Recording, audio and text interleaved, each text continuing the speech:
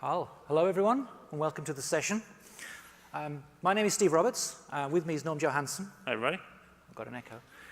We're both senior dev engineers at AWS, working in the tools responsible for the SDK and tools for .NET. So the AWS SDK for .NET, the toolkit for Visual Studio, the tools for PowerShell, and the new tools this year for Microsoft Visual Studio Team Services. Ooh, I hit the wrong button. There we go. So in this session, we're going to take a brief introduction to the tools. They're pretty new. They were released in August. We're going to go through what they are, why you'd use them, what's included in the tools. The majority of the session, though, we're going to spend in demos. Right? Rather than talk about these tools, we want to play with them. We're going to use them. So a brief introduction to the tools to get everybody on the same page. What are the tools for Microsoft Visual Studio Team Services?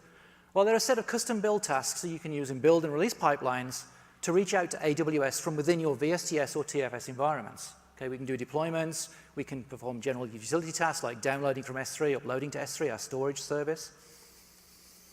Where can you use them? Visual Studio Team Services online, or you can use them in Team Foundation Server on-prem. So we support installation into TFS 2015 or higher. But perhaps more importantly, why would you use them? Well, they make it super easy to reach out to AWS services from within your VSTS and TFS build pipelines.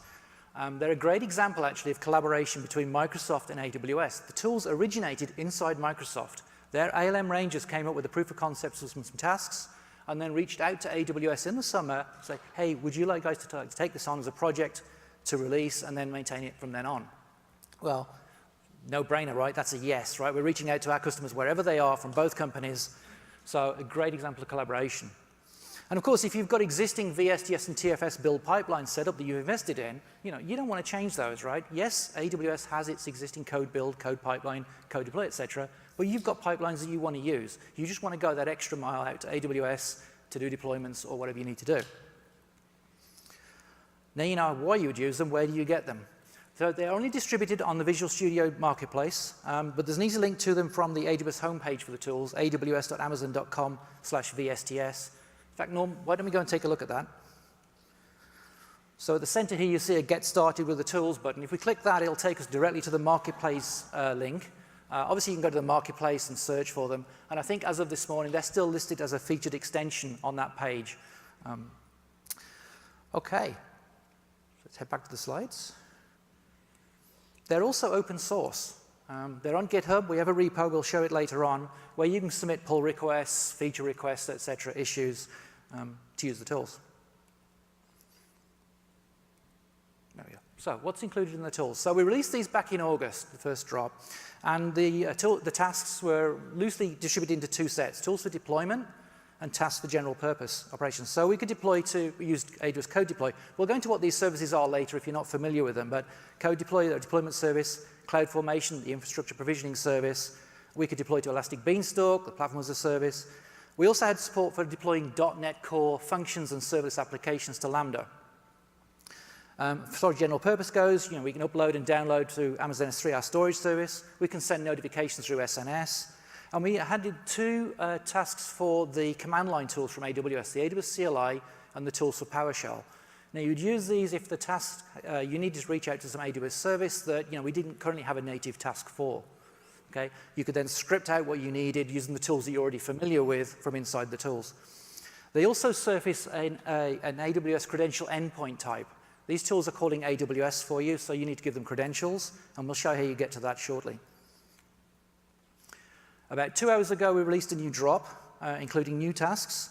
So we can now push Docker images to the Elastic Container Registry. This was a direct result from a feature request on our repo. We've added a new Lambda general purpose deployment task. So now not only can you deploy .NET Core functions and serverless apps, you can deploy any of the supported languages from Lambda from within your VSTS builds. And we've added two new tasks for Systems Manager.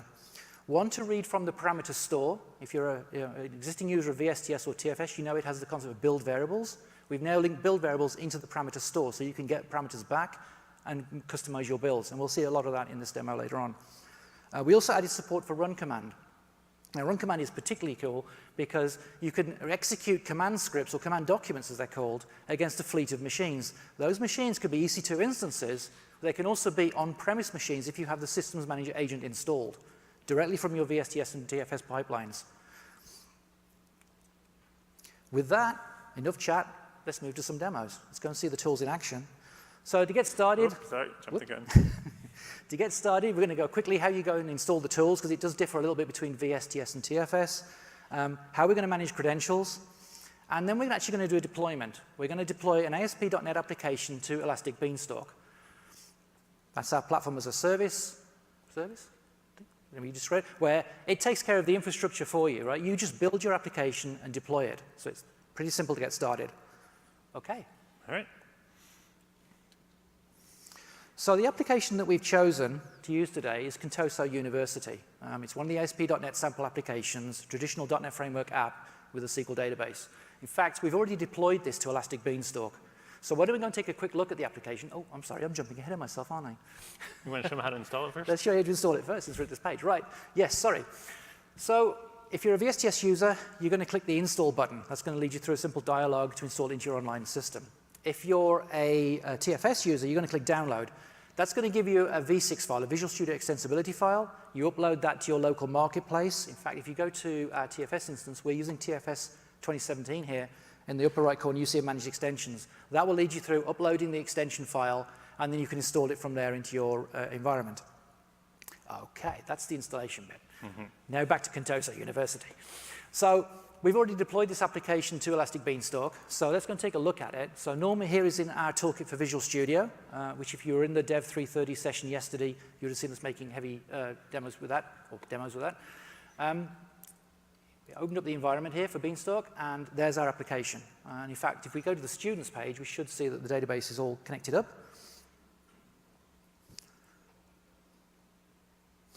So we deployed this from Visual Studio to get started, but now we want to start deploying from our TFS instance. Okay?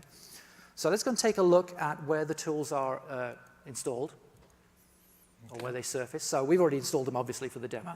So let's open up our Contoso University project and go to the Build and Release tab. And we're going to do deployment, so let's add a new definition. And this is in this case, we're going to deploy an ASP.NET application. So we'll pick the right template. OK. And we don't have any test ground in this project, so we're just going to remove that out of the default, and we're not going to bother publishing the symbols right now. So right now, we're just going to do the NuGet restore and do the MS build to build the project up.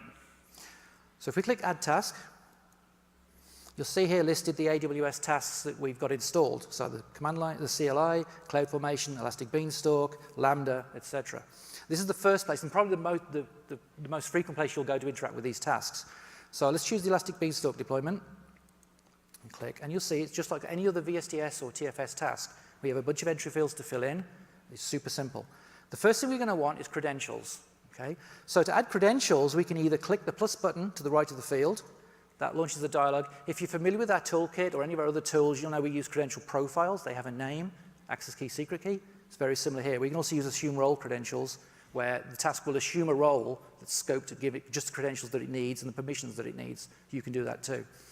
If we close that dialog, you can also go to the service endpoints page. If we click the gear icon, and here you'll see if we drop down the new service endpoint definition on the left, you'll see an AWS type. We select that, then we get the same dialog. So we can fill out multiple credentials here and fill them in. You can also go to this screen to update credentials if you need to. So let's go back to our build definition. And we've already got credentials set up, so let's select those. And I believe we're deploying to US West 2, is that right? We're in US West 2, yeah. All right. Now, we can deploy both ASP.NET applications and ASP.NET Core. Contoso is an ASP.NET, so we're just going to do that, which means we're going to assume that's coming into this as a web deploy archive, which is what that MS build step is going to do. Now, that was going to go build the MS deploy out into the build artifact staging directory. So that's what we're going to say is our source. So that's the example of a build variable. If you've not seen those before, the $ parentheses syntax. Okay. And then MS build is by default going to do the name of the project as the zip file. So I'm just going to copy that out there. So that's going to be the MS build web deploy package that this build solution is going to generate for us. Now, the application name and the environment name, that's identifying basically where in Beanstalk we want to deploy this. And we've already deployed this, so we can go out here and we can specify, copy that here. This is our application. Up above here, that's our environment, Contoso University-reinvent. So the environment is where the running instances are that are hosting your application, okay? If you've not used Beanstalk before. All right. That's it. I think we're configured and ready to go. All right. So let's go and make a change. We'll save that first. Did you give it a nice name? I did not give it a nice name.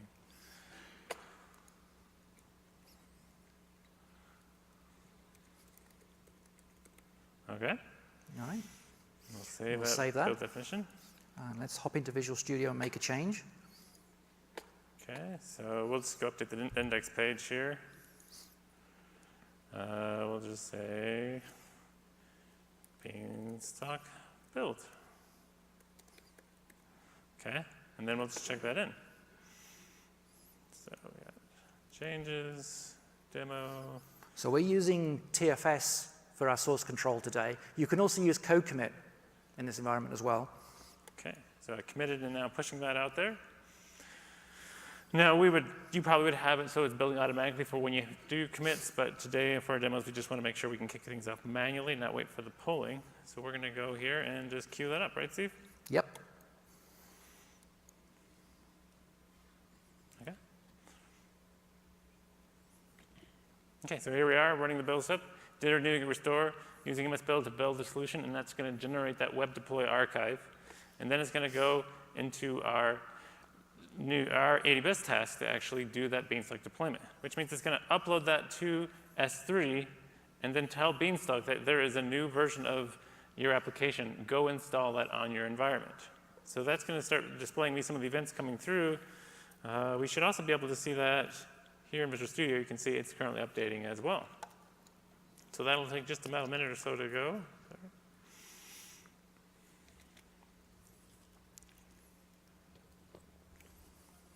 Getting close.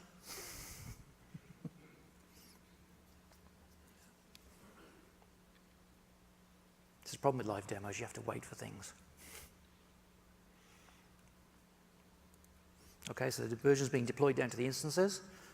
A few more seconds, should have it there. All right. All right, there we go. So we'll click the link and we should go and see your change.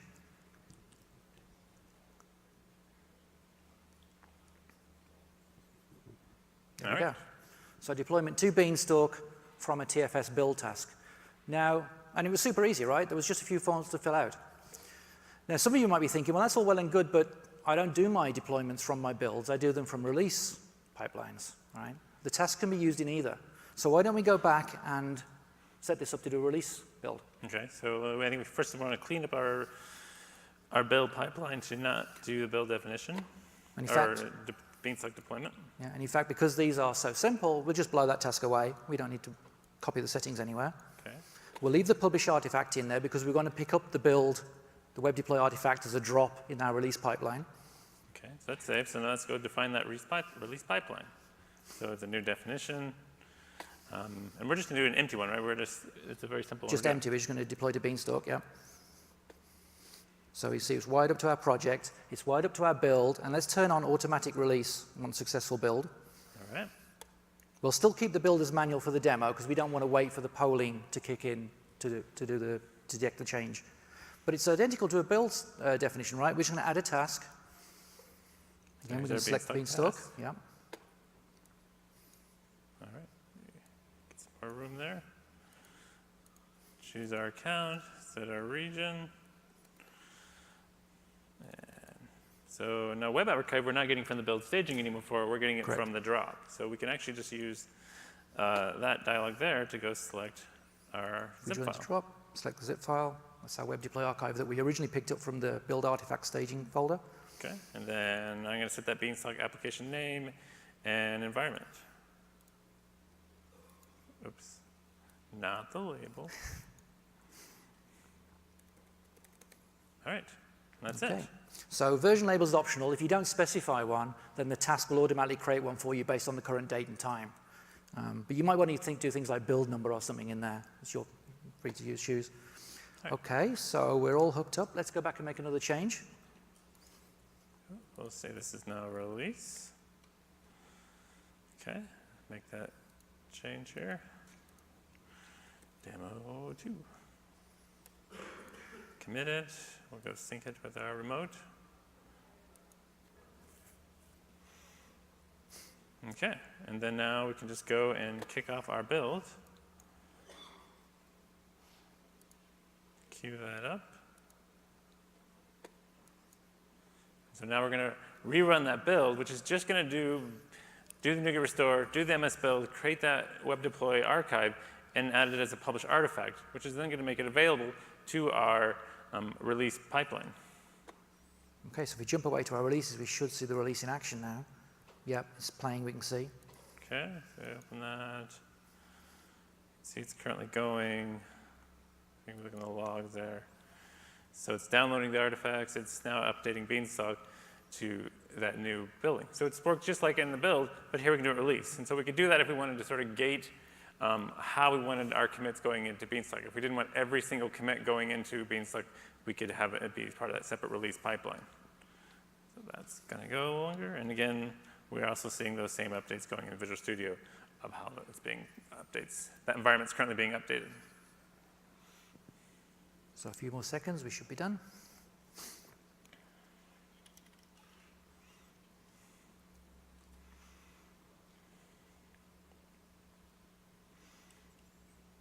Yes, there we go.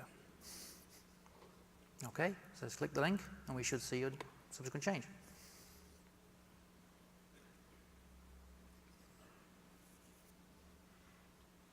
There we go. There we go. So you can see the tasks can be used from build and release pipelines. Super simple. So let's head back to the slides. So we saw, somewhat in reverse order, but how to install the tools for VSTS and Online Team Foundation Server. Really simple. The package comes in currently at just under 7 meg. It's a very small download. It's very quick to install. Where to find the tools after installation? They're in your add tasks. They show in your build pipelines. Setting up the credential endpoints, either on the task itself or in the service endpoints page, and how to add tasks to a definition. And then ultimately deploying an ASP.NET application to Elastic Beanstalk in either build or release definition. So we want to talk about Systems Manager Parameter Store for a while. So the application that we deployed uses a SQL Server database. And in fact, out of the box, Contoso University uses a local DB, which, deploying to the cloud, we don't want the database on the instance, right? So we put the database into Amazon RDS. We have a connection string in the app, but I didn't want to put the connection string into the web config file, and I certainly didn't want to put it in the code. So I decided to use parameter store. So let's go and take a look at the connection string. So we'll go to the EC2 console.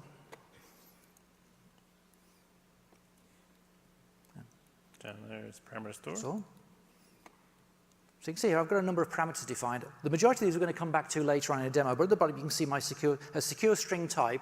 It's automatically masked from being shown. Inside the code, we've made some changes to read this back at runtime. So instead of deploying the application with static config files with the connection string hardwired, we're reading this dynamically at runtime. Should we go see it in the code? Sure. So we have our DAL folder where we're creating our entity framework context object, but we also created a factory class, which is what we use to create that. And what it's doing is it's going to SSM, System Management, to go and actually download that parameter based on this name here. Now, we're telling you this because if we can configure our application like this dynamically at runtime from parameter store, how about our build and release tasks, right? We have those build variables available.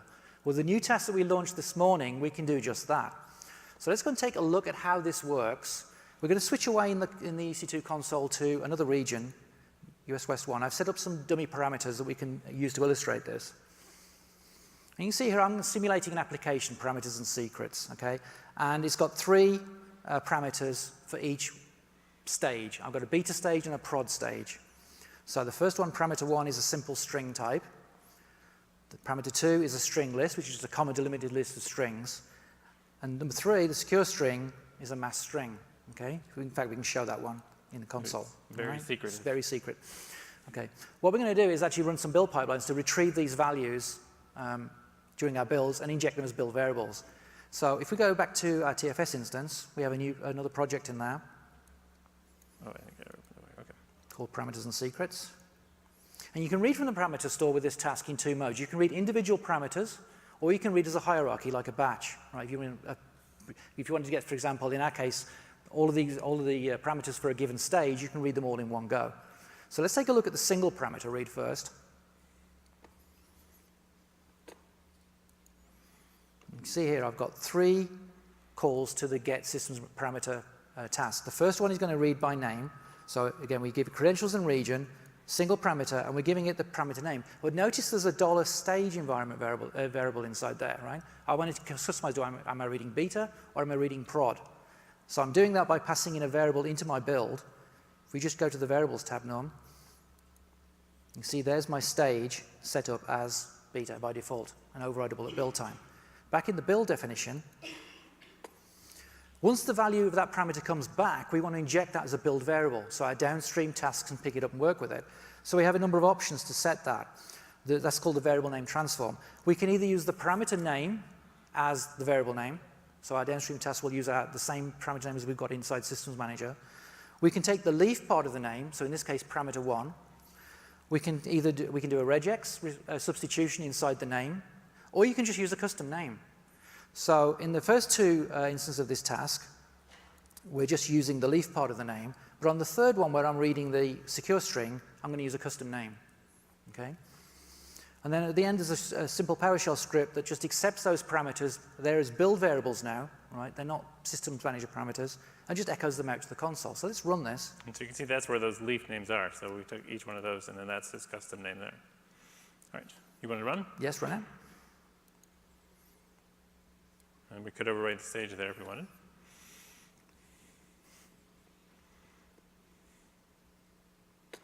Okay, so here we ran, and this got the parameter 1. That was just a string. This is where we got the string list from parameter 2. And the third one is where we get that secret one, where it says secret is true. Now, when the task reads a secure string variable from the parameter store, it automatically creates a secret build variable, right? There's no override on that. It's automatic inside the task. So if we go to the output from the PowerShell task, we should see that parameter 3 is masked automatically.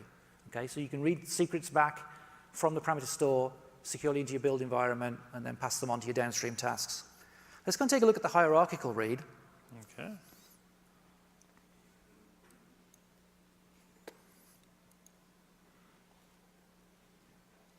Okay, so here we have a single instance of the task set to hierarchical mode. You'll notice that we're using a shorter path here. We've got parameters and secrets, $stage. Inside Systems Manager, the paths can be up to 5 components long, so you have a fair amount of flexibility. Again, we're passing in stage. But when we do the variable name transform, if we drop that down, you'll notice we only have 3 options, right? Using a custom name wouldn't make sense. We're reading multiple variables. We can read all the variables at that level, or we can read recursively as well. Recursive is the default. Our PowerShell script at the end is, again, identical. It's just going to take those names, the build variable names, and just echo them out. And so there's all those leaf names, parameters 1, 2, and 3 on there. So let's cue that build.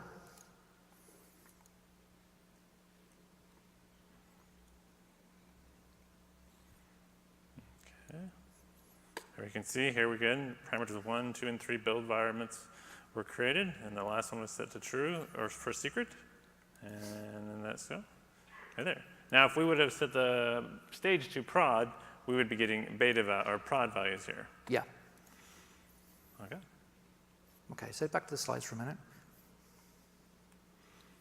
So that's parameter store. We showed you the different types of parameters, the string list, the secure string, and that when we read those back into our build environment, the secure string is preserved as a secret, that we can read single values or hierarchical values, and the options we have for the variable name transform into our build variable, okay?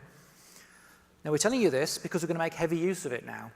We're actually going to set up 2 pipelines. The first pipeline is going to build a deployment infrastructure. The second pipeline is going to deploy to that infrastructure. We're going to use the Cloudformation task. So Cloudformation is our infrastructure as a service task. Okay, it will, you write a declarative template, if you haven't seen it, written in JSON or YAML. You submit that to Cloudformation, and it takes over actually building out those resources for you. We're going to use code deploy to deploy to that infrastructure, as opposed to Elastic Beanstalk. Now, if you haven't used code deploy, the difference between Beanstalk and code deploy is Beanstalk is going to auto-provision your EC2 instances, your load balancers, auto-scaling, versus code deploy is where you define your own infrastructure, how you want it to be laid out. But code deploy will take care of actually laying down the application for you. We're going to use the S3 download task to download content from S3 into our build area so we can further customize our build. And of course, we're going to make use of those parameter store tasks that we just saw to customize the build even further. What I want to do in this is I've got an application, Contoso University, with three deployment stages, beta, gamma, and prod. Well, I want to use the same template and the same scripts across all those stages. I don't want it to change. All right? And I'm going to use parameter store to do the customization at build time by getting parameter values back from the store, setting those build variables, and then using them in my tasks. So let's start building. All right. Okay, so we're back here. We're going to go start doing build definitions for Contoso. Build. And let's go and create a brand new one. So the first one we're creating, this is just going to create the infrastructure, right? Right. So here we're just going to take an empty one and start from scratch there. Okay, so what's our first step there? So the first thing I want to do is I've put some content into Amazon S3, the storage service. I've put the template in there that we're going to submit to Cloudformation that declares the resources that we want created and some supporting script. So let's go and take a look at that in the toolkit. So we open up the bucket inside S3. And you'll notice we've got a number of top-level folders here, or key prefixes. Let's go into the Cloudformation one. And I've got a template file there, and I've got a script. So when we submit the template to Cloudformation, we're also going to send a parameters file with it to customize the template, right? And those parameters are coming from parameter store. I've actually checked these out locally. So if we open up, go to Visual Studio Code. So here's our Cloudformation template that we have. So it's got a few parameters coming in. This is going to be the name of our code deploy application. And then we're going to need the Windows image, current Windows AMI ID. Because the way we're working is we're using the bare Windows AMI, and we're going to then install all the things we need on there. We're going to install IIS, we're going to install web deploy from there. And then we also need to pass in the instance tag key and the instance tag value, which is going to be used to identify what are the EC2 instances that are part of our deployment group inside code deploy. So if you look down here, this is where we're going to go spin up our EC2 instance, which has the scripts going on with it. The first step is we're going to go and download the code deploy agent on there. And then we're going to go install the code deploy agent. And again, this is just plain Windows, so it doesn't even have IIS. So we're going to go run some PowerShell scripts to install IIS on there. We also need to get web deploy on there. And the easiest way to do web deploy is through Chocolatey. So we're going to install Chocolatey and then use that to install web deploy. Once all those are all installed, we're going to signal in the back to Cloudformation that this EC2 instance is all configured. And the other things we're doing is we're setting up the code deploy application as well. So here's our code deploy application, which is then going to have our deployment group. And the deployment group is going to have those EC2 tag filters to go identify what are the EC2 instances to add to the deployment group. All right. And the script file that we're going to download is very simple. It just takes the parameters that we're going to give it, the build variables that we're going to give it, and writes them to a JSON format parameters file that in the format Cloudformation expects. Okay? Okay. So let's go and add the S3 download task. Okay. Download. Okay. I'll start setting up the credentials in the region here. And so this task we're going to be using to download our template in that PS1 file, right? Yeah. So I'm going to go to my handy little cheat sheet here to make sure I don't copy paste the wrong bucket name. Okay, so there's our bucket. And then that source folder in the bucket was just Cloudformation. So this is going to mean with that glob pattern down here, we're going to download all of the files from that folder in the S3 bucket. The download task can actually download, it takes multiple glob patterns. So you can download individual files. You can have different glob patterns in there. We just use ** to just download everything from that path inside S3. Okay. Now we need to know where we're going to put those scripts and that file on the build system. Rather than put them where our source code is going to be, we're going to put them into a temp folder. And we're going to use a build variable to do that, called agent.temp directory. Now the really nice thing about this is at the end of the build, that location is automatically cleaned out. Okay, so if there was anything in there that you didn't want to leave lying around the build server, it's going to get removed. Okay. Now, this is when it downloads, it's going to do it with that folder in there. So it's going to be temp directory, Cloudformation, and then our template and PS1 file, which we don't want. So there's a new advanced option here to flatten those folders down so that the template and the PS1 will be right there at the root of that temp directory. Okay, so that takes care of getting down our template and our script. Now we want to get hold of the first of the variables that we want, the Windows image ID. Now, if you've worked with Cloudformation or you've seen Cloudformation templates, you've likely seen maps, right, of like region to the image ID that you want to use. And that works fine. The problem is that they can get out of date, right? EC2 Windows revs their images every month, right? So rather than risk getting out of date, we're actually going to pull down from parameter store. Now, you may not know this, but a couple of weeks ago, EC2 started publishing the Windows image IDs to the parameter store on a public key. And we can actually go and query that. If we go to a PowerShell command prompt, we're going to run one of our commandlets from our tools for PowerShell called get-ssm parameters by path. And the path that EC2 publishes to is /AWS/service/AMI-Windows-latest. If we execute that, what you'll see is on the left side are all the keys, the parameter keys that correspond to the various Windows images that are published by AWS. On the right-hand side are the image IDs. Right? These are always the guaranteed latest image ID for that particular version of Windows. So we've already selected the one we want to use, Windows Server 2016, the base image, which is in Norm's cheat sheet. So let's swipe that parameter name. And we'll add the task in to go and retrieve that from parameter store as our build starts. So here's going to be used our new task we added today, get parameter. Again, we need our credentials. US West 2, and here is the parameter name. And now we're going to give a custom name here because we want to just, for convenience, we're going to use the same name as what we're using in our template. I believe, what do we call that, Steve? Yeah, it was Windows image ID. All right. So now we will have that build variable in our task of Windows image ID, which will point to the latest Windows AMI. So that's the first customization. The second one now is we want to read the application settings, the application name that varies by stage, and the tag key and tag value that identifies the instances in that stage that we want to target for deployment. So if we go to the EC2 console, we've set these up in parameter store. If we go to the US West region, you can see here's the Contoso University variables. We have a beta stage, a gamma stage, and a prod stage. So the application name changes varying on the stage.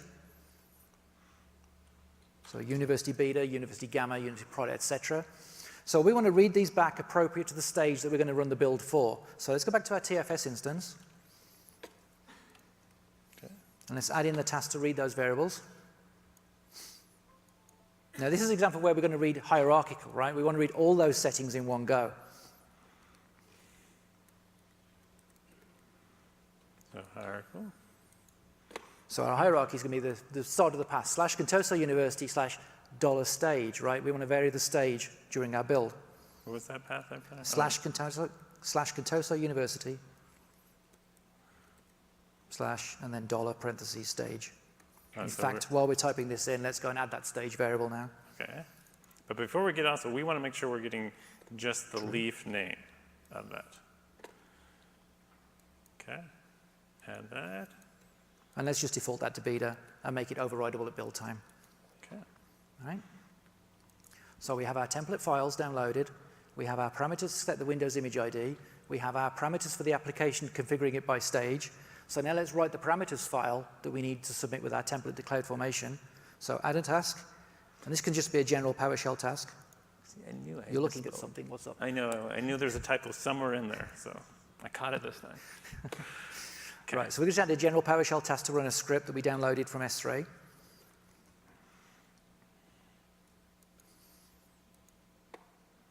And if you remember, we downloaded the file into the agent's temp directory. Okay, so we're going to use the build variable to refer to that. Okay, that is this guy here.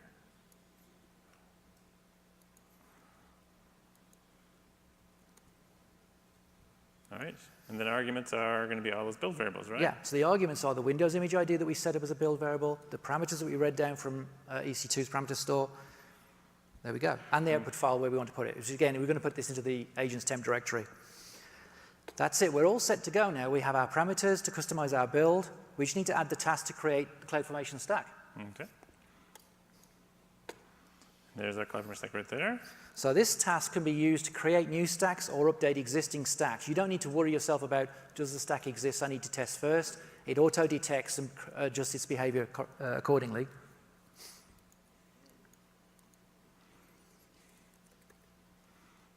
Okay. So for stack name, we're going to use our application name, right?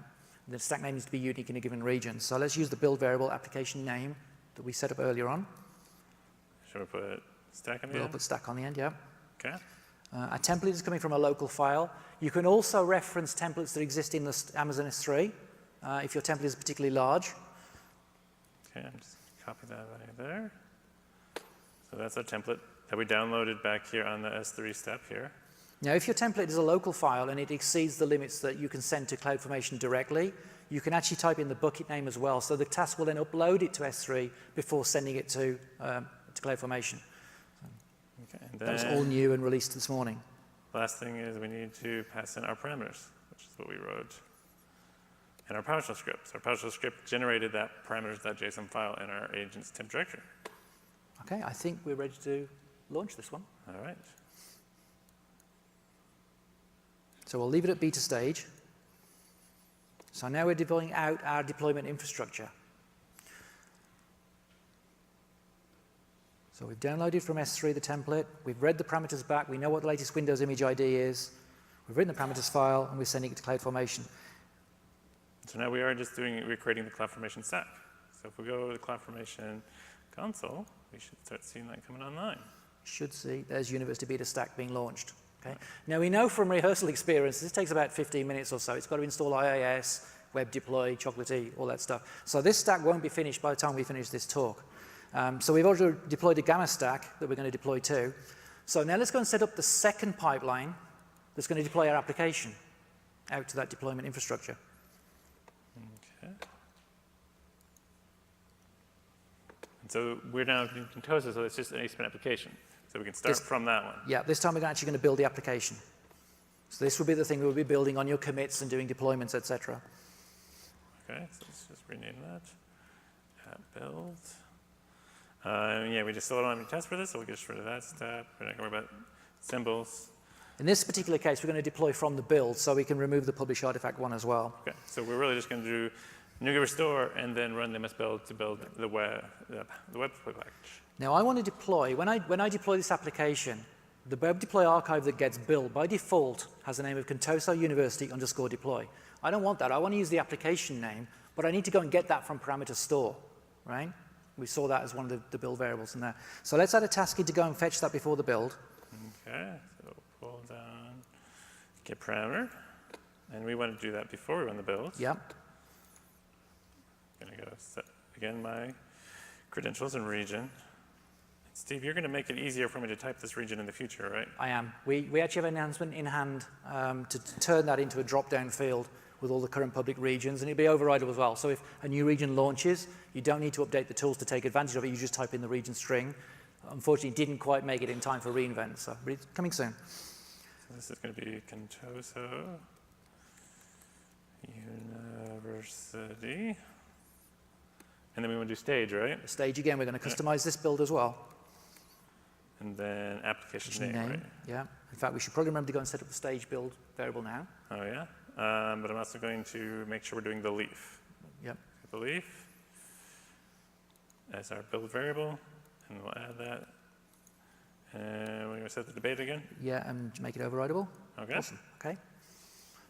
So now we know our application name. We can now customize our build so we get the right IIS application name in the web deploy package.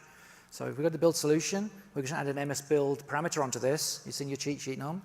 Okay, so yeah, here is the extra command line we're going to pass to MS build that says set up the IIS path to just be the application name. So that's the deploys app path. That's one of the parameters you pass in to configure that in your web deploy package. Okay, so now this task is going to use code deploy to do the deployment. So when we deploy the code deploy, we have to build a revision bundle that contains our application code and a couple of extra files, or at least one extra file called an app spec file. This is a YAML format file that describes how we're going to install the application on the instance. So again, these are held in S3 for the purpose of the demo. This could be in your source code, just like the template is. We just decided to put it into S3 so we could show you the S3 download task. So here we are in an S3 bucket, and we have a code deploy folder which contains those two files. The AspEx file that code deploy uses to know how to deploy your application, and in our case, we are just going to call this PowerShell script to actually install it. In fact, we can show those scripts. If we go to code. So AspEx file, this AspEx is very simple. Just run that script, and that script is just going to go and run the command that was generated by web deploy. All right. So now we need to download those, right? We can download from S3, yeah. Okay, so we're going to add another S3 download task.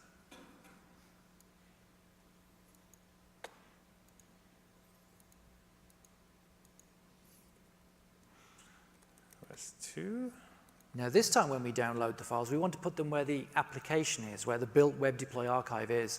When you build the revision bundle, the AspEx file lives at the root of the zip file bundle. So we're going to put that into the build artifact staging folder. Okay, and code deploy was the folder in the bucket. And here we're seeing the build staging, is that what you said? Yeah, you can just grab the variable from there. Okay. And again, we want to flatten the folder, right? We want to make sure the files go into that folder.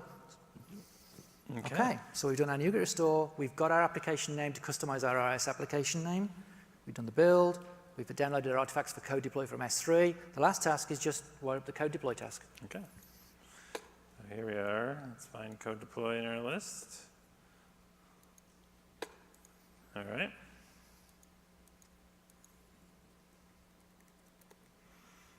Okay. And its application name is, we're using the build environment? We're going to use the build variable. Application name. And then I believe our deployment group is application name _ deployment group. Is that what we named it? Correct. Okay. Now we need to point it at the revision bundle that we're constructing. The task will actually build the bundle for you. You don't need to worry about zipping up the task and the build output and all the different pieces. If you just point the task at the folder, it will take care of that for you. You can give it a pre-built zip. If you want to package it yourself, that's fine. It adjusts its behavior accordingly. Okay, and so for us today, we're just going to take the build staging artifact folder, which is then going to be zipped up and set as our code deploy bundle, because it contains both our web deploy package as well as our AppSpec file. Okay, and then we're going to do that same bucket here we've been using today. So once the task has constructed the bundle, it wants to know what bucket do I need to upload this to. So you give it the bucket name. Okay, and then we just need where we're going to put it in the bucket. I think we'll just call this deploy artifacts. Okay. Okay, and there's a few more settings below us we want to change. Okay, and I think for extending file behavior, we just want to overwrite those changes if they happen to be there. All right. Okay, that's it. Just a few fields. It's relatively simple. So let's go make a change in Visual Studio. All right, so back to our index page. Now we will do code deploy from reinvent. Okay. And I need to actually commit that. Code deploy.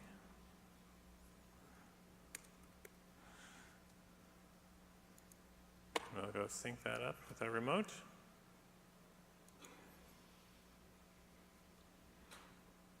Okay, so that's been pushed, so we can go and trigger our build now. We need to save it and queue it. You good? Yeah, I'm good. All right. So let's change, actually, no, let's leave the stage at, we just change this, pull my teeth back. Change the stage to gamma. Beta. Beta's not ready yet. Beta's not ready. In fact, I'm pretty sure beta's not ready. So we'll just go to gamma for now. Okay. Because gamma is the one infrastructure we set up before today's talk. Yep. Okay, so we're doing the NuGet restore. We're now pulling down our parameter name. So we got our application name. Now we're doing the build. That's just using MS build. And it's also making sure it's setting up our IIS path when we're doing the web deploy bundle. We downloaded our AppSpec file and install script from our S3 bucket. So this is the information that tells code deploy how to actually install its application. And again, you could have put these files in your source repo. It's fine. It may be you've got a reason for putting them outside of your source repo. It works either way. We just wanted to show off the S3 download task for this scenario, so that's why we chose.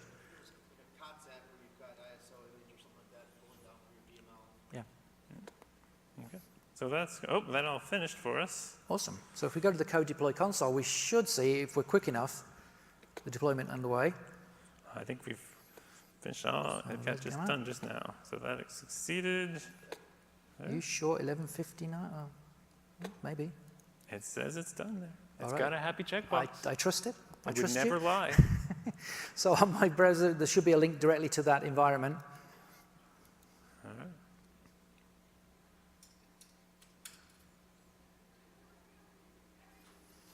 Now, you may be in a scenario where you want to use what I would call immutable deployments, right? Where every time you do a deployment, maybe at the end of the day, you just blow away your deployment infrastructure, set a new one up, deploy the application to it, ready for testing the next day. So you don't get this buildup of cruft on your instances. In that case, you would consider merging these two pipelines together to build your infrastructure and then deploy your latest build ready for the next day.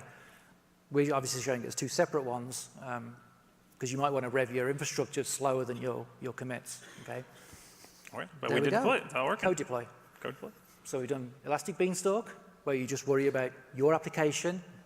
Beanstalk takes care of the actual hosting, and Cloudformation and code deploy, where you define what your infrastructure is and how you're going to deploy to it. Okay. So let's head back to the slides. So we showed the Cloudformation task for setting up infrastructure for deployment. How we can now get the latest Windows image ID from parameter store. We don't have to hardwire those image IDs anymore. Passing that in, constructing the bundle using the task to download from S3 in this case, and how the task takes care of zipping everything up in the right structure and sending it off to S3 to deploy it through code deploy.